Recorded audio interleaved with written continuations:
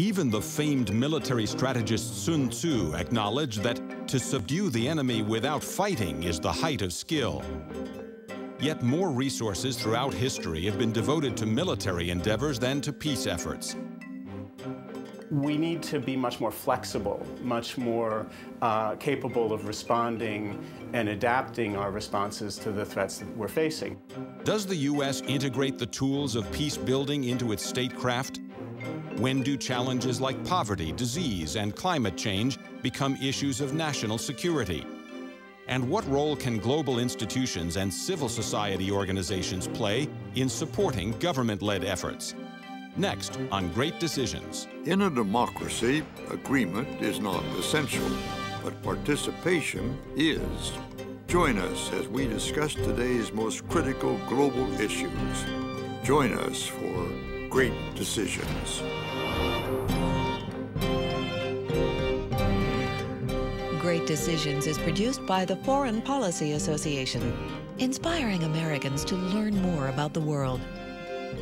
Funding for Great Decisions is provided by the Carnegie Corporation of New York, the Star Foundation, Shell International, and the European Commission.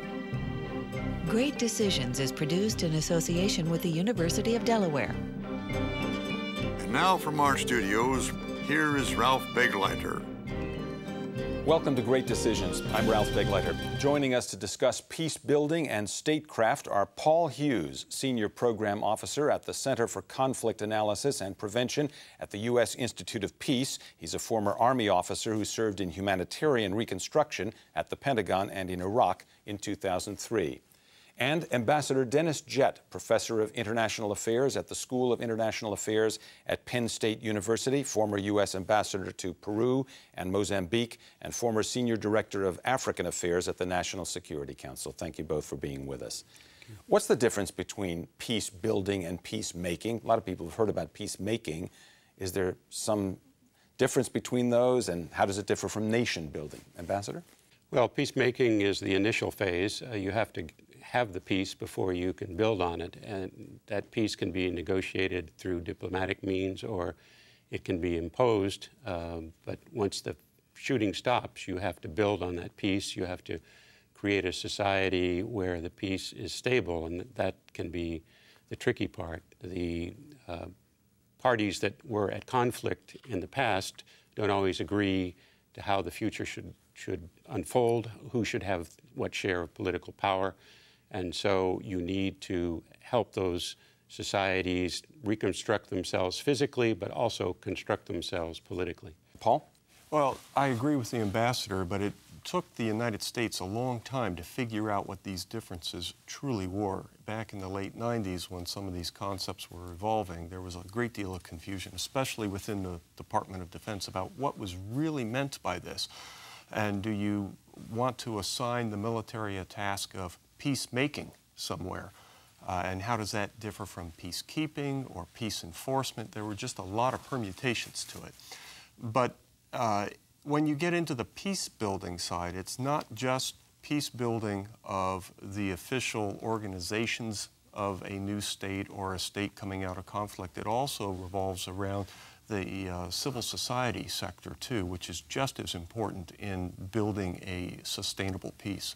Now, you've got military experience, and the ambassador's got diplomatic experience, and I know that military personnel sometimes resent the idea that, well, wait a minute, we're here to solve a problem, we know how to go about our military activities, but we don't have any training, we don't have any expertise in the kind of work that you do, Ambassador, that follows that process.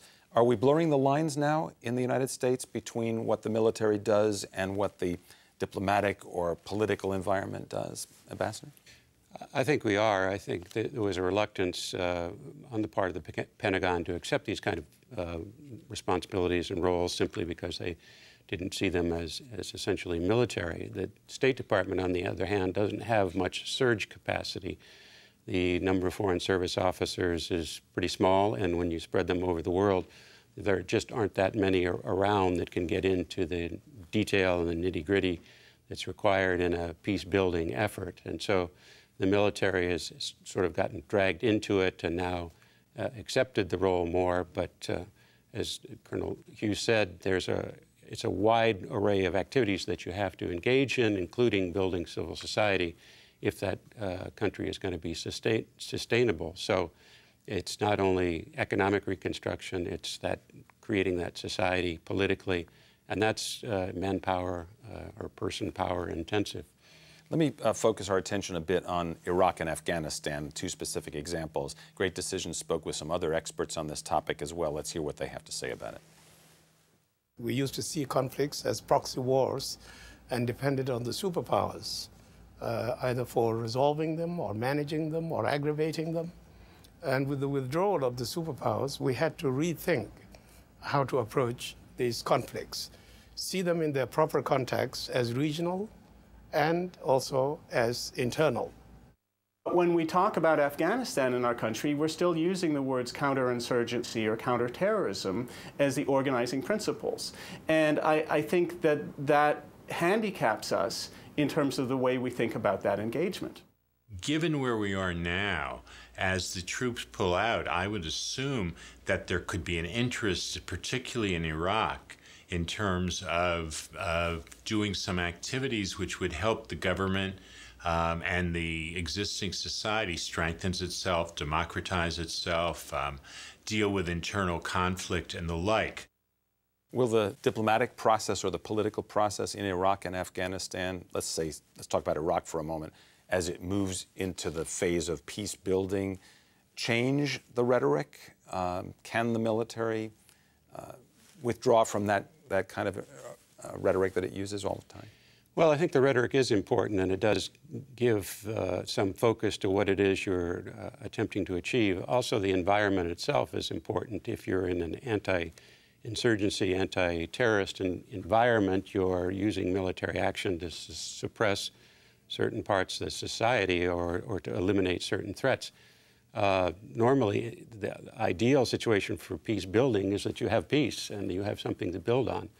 That's a bit problematic. We're drawing down our number of troops there as it is, so how that they will hand off those roles, they're now confined to bases, I believe, and so that role will shift not only because of what the U.S. would like to accomplish, but what the Iraqi government will permit. You still have a situation, however, where a Shiite majority has now taken power. They're not particularly interested in the rights of the Sunni minority, and so there are a lot of fundamental issues. The relationship with the Kurds is particularly strained these days. How to share the oil revenue, all of that goes into making a society where you can have some sharing of not only political power but economic power that's essential for stability, and that takes a long time to work out sometimes in any country, but I think it's particularly problematic where you've imposed a situation as we have in Iraq through our military action. I might add, Ralph, that the Balkans is another case study of this, and we still have military forces committed to the Balkans, not just the United States, but the Europeans do, to ensure that the peace does not break down while the peace building is on the way to growth. But it's a very problematic enterprise to undertake. You know, I want to ask, it's good that you mentioned the former Yugoslavia also, but in Iraq, do you think the American people will be interested in the peace-building phase of the operation after U.S. troops are essentially withdrawn and we're down to a few tens of thousands of advisors in Iraq? And is public support in the United States essential for the peace-building phase? Maybe it isn't. What do you think? I think that the American people, number one, are going to lose focus on Iraq because our national characteristic is we don't have patience for these sorts of enterprises. We want a quick solution, we get in, we get out, and that's it. But they need to remain focused on Iraq because Iraq will defy a short-term solution. And public will, especially as expressed through Congress, is extremely vital to the success of stabilizing Iraq.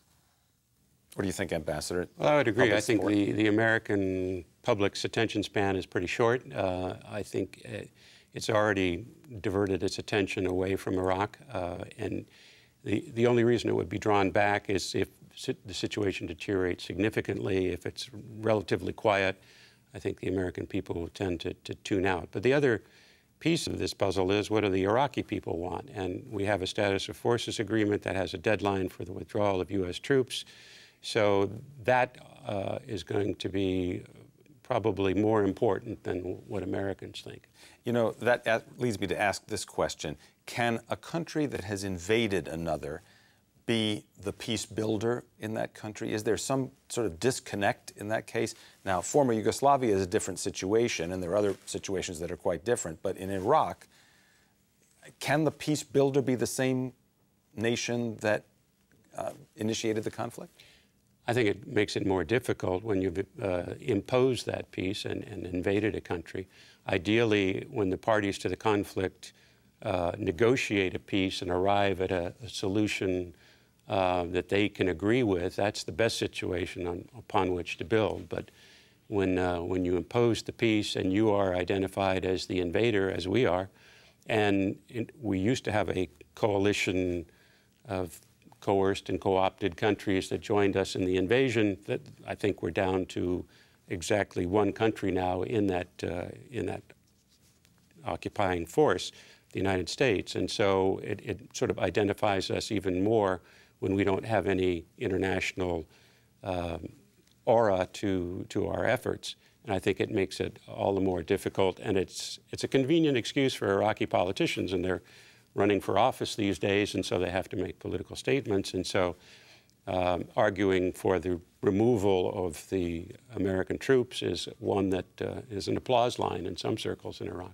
Great Decisions was curious about what the components are of peace building that follows military action. We asked some of our experts that question as well. Let's hear what they have to say.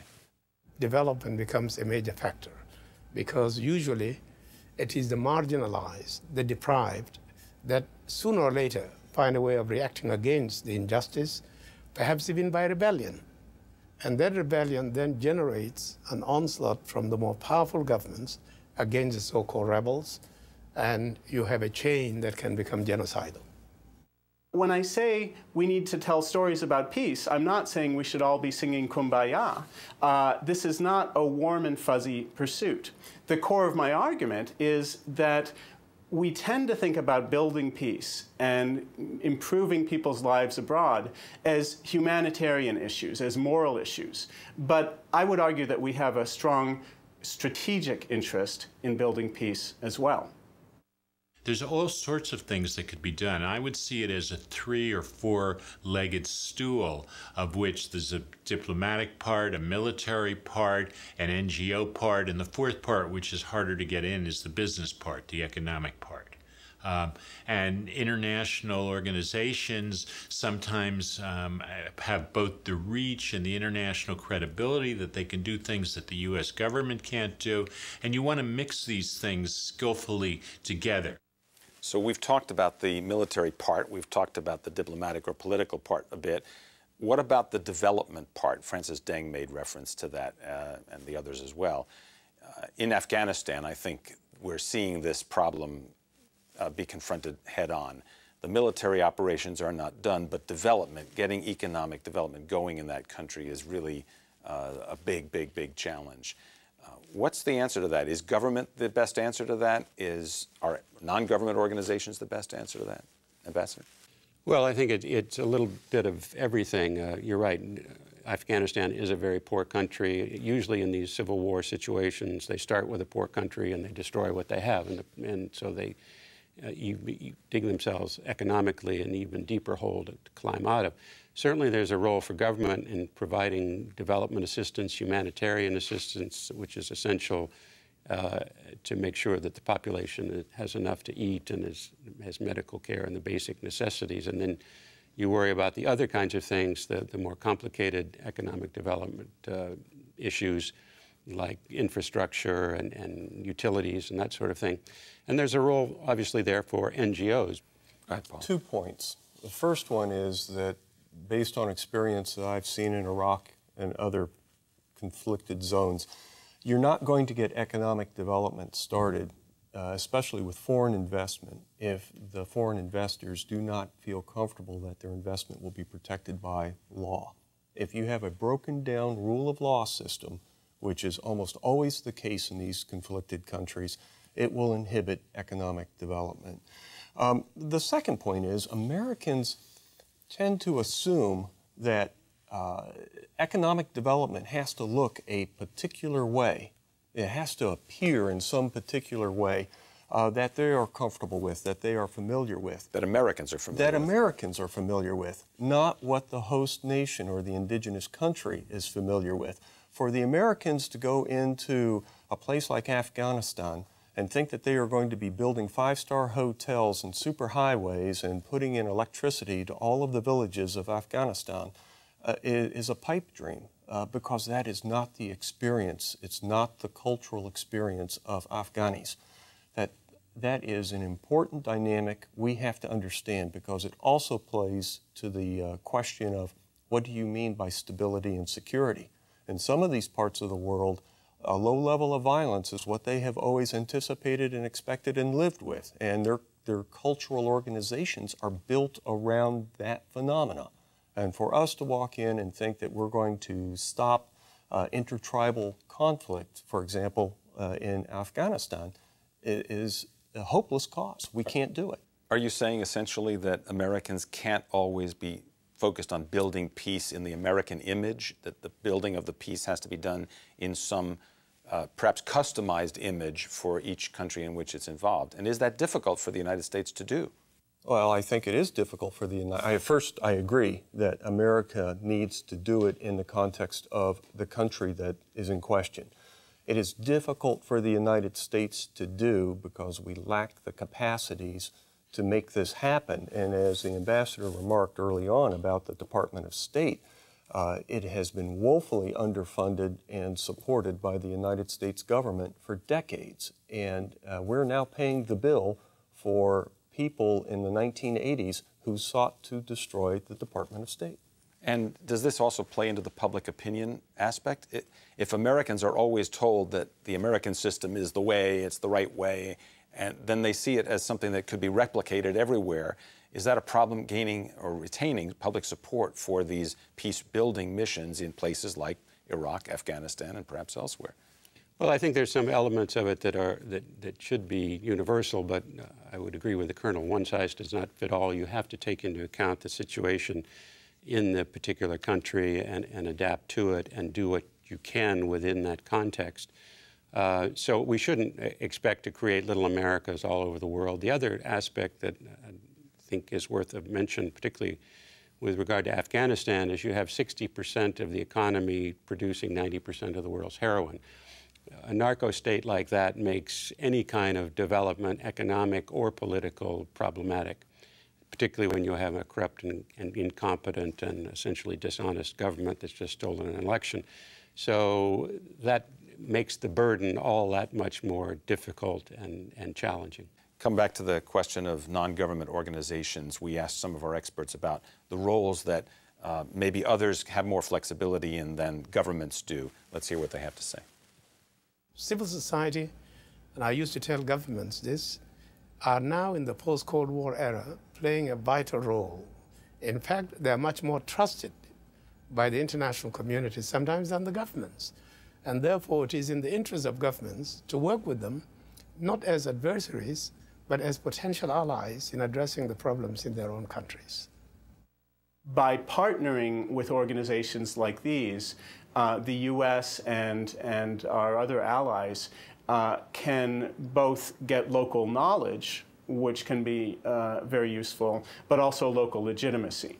And so in many cases, the challenge is really making sure that these organizations have the resources and the expertise to do the peacekeeping work, because a lot of these organizations certainly have the interest in doing so already.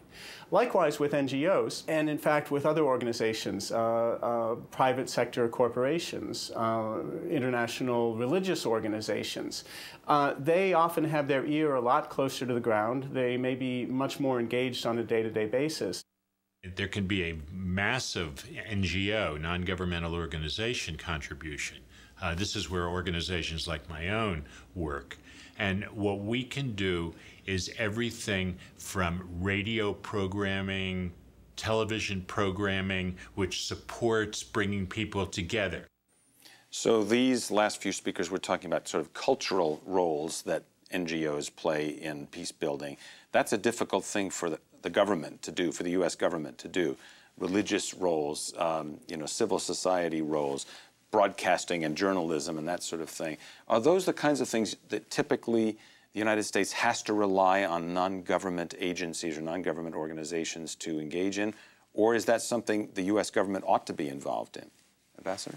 Well, I think it does have to rely on these organizations. We can't do everything, and you can't build a peace if the people themselves who live in that country don't take ownership of that peace, don't have a stake in that peace, don't have a stake in the future of that country.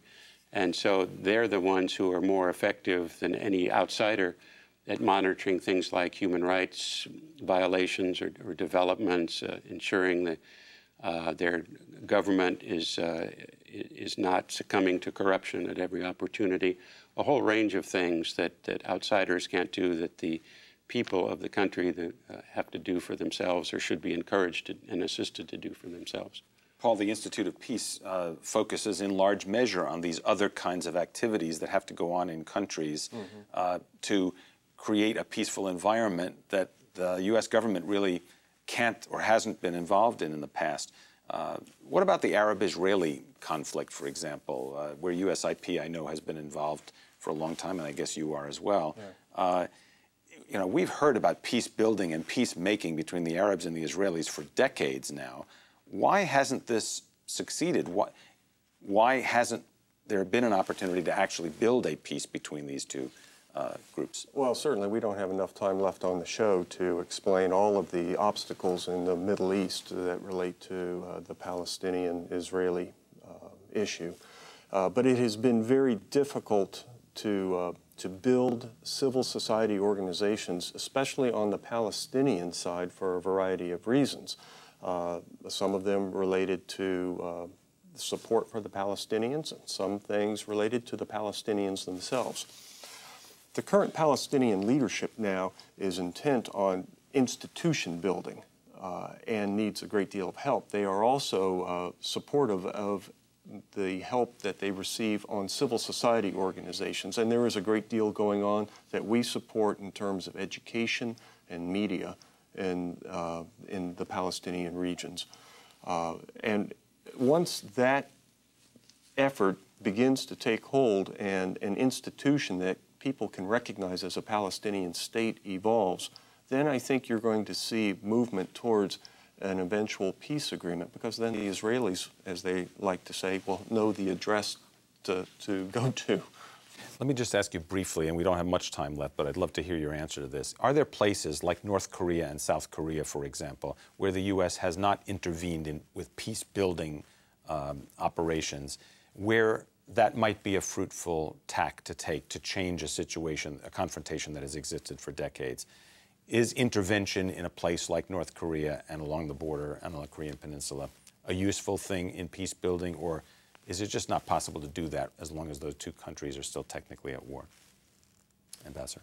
I would say it's not possible. I would say at this point, with a dictatorship in the North run by someone of dubious mental stability, perhaps, there isn't an opportunity there.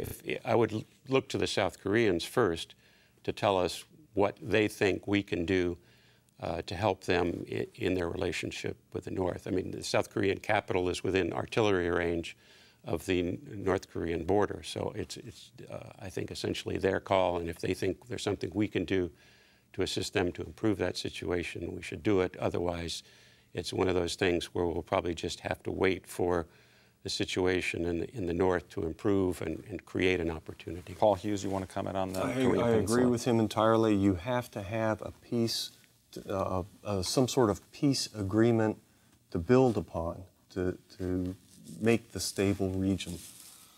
And we don't have, that's not in the cards right now in the North. Paul Hughes, the Senior Program Officer at the Center for Conflict Analysis and Prevention at the U.S. Institute of Peace. Thank you for being with us. And Ambassador Jett, Professor of International Affairs at the School of International Affairs at Penn State University. Thank you as well for being with us on Great Decisions. My pleasure. And thank you for watching Great Decisions. I'm Ralph Begleiter. We'll see you next week. To learn more about topics discussed on Great Decisions, visit our website at greatdecisions.org. Great Decisions is available on DVD. To order, visit shoppbs.org or call 1-800-PLAY-PBS. Funding for Great Decisions in Foreign Policy is provided by the Carnegie Corporation of New York, the Star Foundation, Shell International, and the European Commission. Great Decisions is produced in association with the University of Delaware. Next time on Great Decisions in Foreign Policy. Beneath the advantages of a so-called flat world lies a dark underbelly. A booming drug trade, cyber terrorism, and increased human trafficking are evidence of the more nefarious effects of globalization. It's slavery. I mean, the use of the word trafficking, it still sort of grates a little bit because it distances it and makes it sound like, you know, that's something about objects. And it's slavery. It's just, slavery's not gone. It's still happening. Can worldwide organized crime be stopped or at least slowed? Next time on Great Decisions in Foreign Policy.